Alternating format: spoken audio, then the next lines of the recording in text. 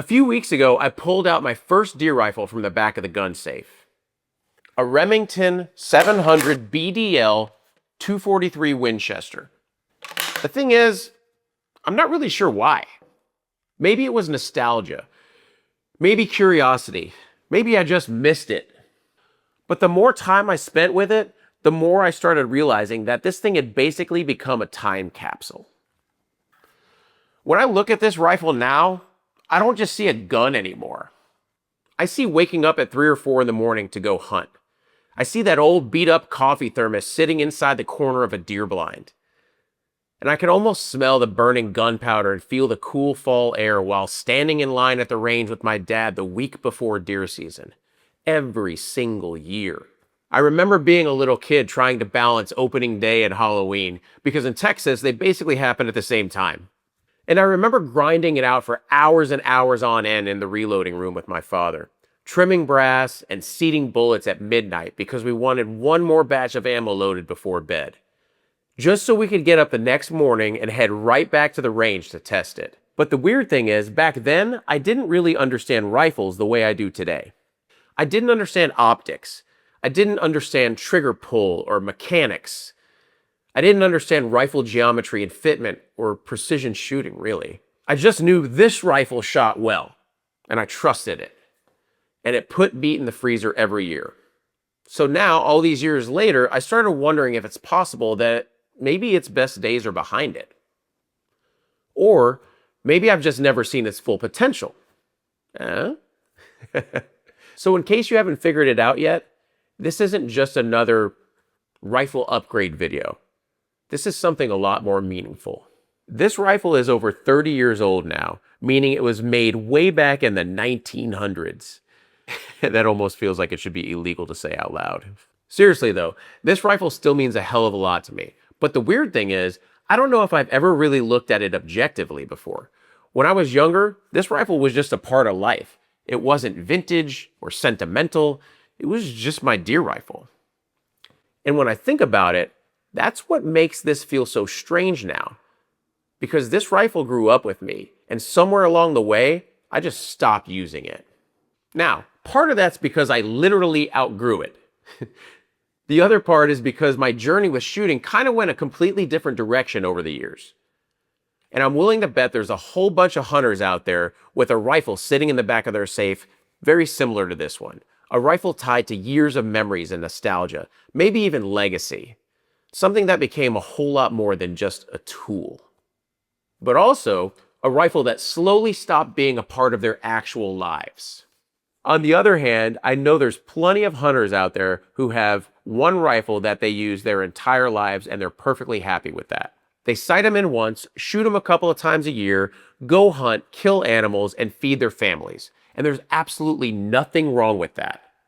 But I guess my personal journey with shooting kind of snowballed over the years into something a little different.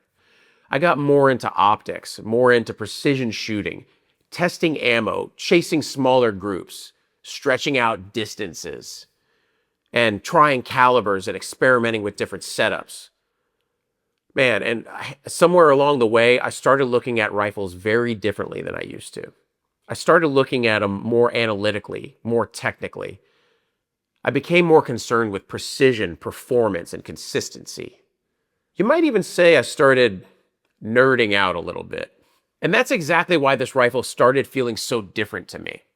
Because part of me wants to hold on to the memories and preserve this rifle exactly the way it is. The old glossy 1-inch scope tube, the original walnut stock, the worn out blued non-threaded barrel, all of it. But then another part of me wonders, if I leave it untouched forever, am I really preserving it? Or am I just letting it slowly disappear into the abyss in the back of a safe? And honestly, it's a very fine line for me, and I'm not sure exactly where I land on it. I mean, this thing's still sporting the same old Redfield Widefield 3-9 I hunted with decades ago. I think the scope design actually came out in the 70s or maybe the 80s. The trigger, man, yeah, it could use some work. It's like 5 pounds. And it's pretty darn squishy. Sad squishy. And this stock really fit me a whole lot better when I was 13. And weirdly enough, that almost feels symbolic too. This rifle fit me when I was a kid, but it'll never fit me the same way as an adult. At least not in its current configuration. The rifle didn't change, I did. And once I started looking at it through that lens, I started noticing things I probably never would have thought twice about all those years ago. The old cloudy scope, the squishy trigger, all those little things that could maybe be improved. Maybe. But then another question started creeping into my head. How much of that actually mattered? And how much of it was just me projecting modern expectations onto an old classic rifle that was probably perfectly fine the way it was in the first place? So before I even really considered changing anything, I needed a baseline. I wanted to know how well this thing could perform exactly the way it is today. Not after upgrades, not after modifications, right now. And maybe more importantly, I kind of wanted to figure out whether or not this rifle still had something left to give. Or whether maybe it was finally time to put it out to pasture, i.e. the back of the safe. So I grabbed a few different factory loads and a handful of my dad's old reloads, and I headed back to the same range I used to shoot at when I was a kid. The range was there before me, and it'll likely be there long after I'm gone. And standing there with this rifle again, half a lifetime later, honestly felt like shaking hands with an old friend. It was pretty cool. And that's the exact feeling I don't want to lose if I change this thing. So I did some testing. And some more testing. And some more testing. Going back to the Hornady American Whitetail tipped. And some more testing. Winchester Deer Season XP 2931. And then a little bit more testing. Precision Hunter. That was 3,050 feet per second. And the results were kind of all over the place. The core lock performed about as I would expect it to. One group would shoot really well, and then the next one would open way up, or vice versa. For example, the Federal Premium Sierra Game King load actually shot the smallest group of the day at just 0.58 inches. And it also shot one of the worst groups of the day earlier that day at over 1.5 inches. But one load kind of stood out to me. The Federal Fusion averaged right around 3/4 MOA. And more importantly, it was consistent. One of them keyholed the other one. Average velocity of 2808 for that group. And for a 30-year-old lightweight hunting rifle with an old foggy scope and a heavy set trigger, that kind of got my attention. Now I will say one thing. This old girl never missed a beat. I really took my time with it. I didn't rush. I was diligently keeping an eye on barrel heat. One more.